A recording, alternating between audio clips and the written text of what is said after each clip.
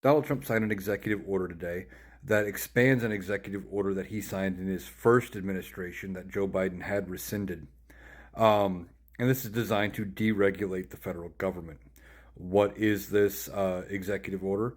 Well, for every new proposed rule change, they want to eliminate 10 regulations for every new one added. Plus, the total net cost to the government should be zero or below, which means they can't add a regulation that would require the government to spend any money if they don't eliminate ones that would save the government money, if that makes any sense. Now, what kind of deregulation could they do? Well, there was an executive order Obama signed talking about brakes on trains that Donald Trump rescinded, and he eliminated that rule. And then that led to that train crash in, I believe it was Ohio.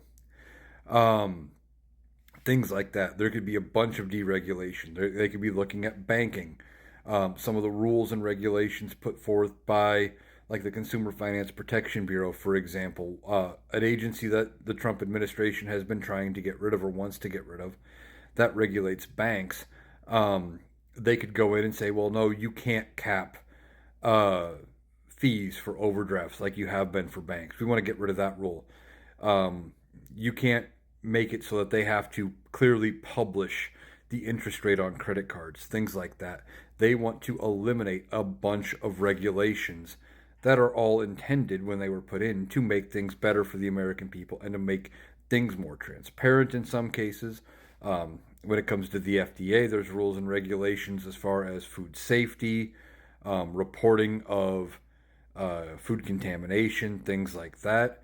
If any of those get repealed, it could make things less safe. Same with medications. We don't know the scope of the regulations he wants to roll back.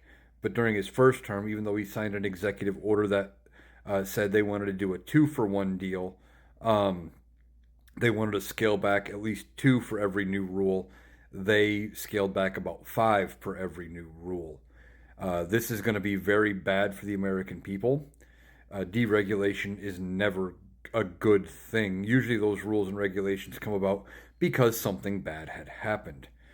So we will see ultimately what rules and regulations they try to get rid of, but it's a massive blow to red tape. But Donald Trump seems to think that by eliminating all these rules and regulations, it's going to just make the economy work great.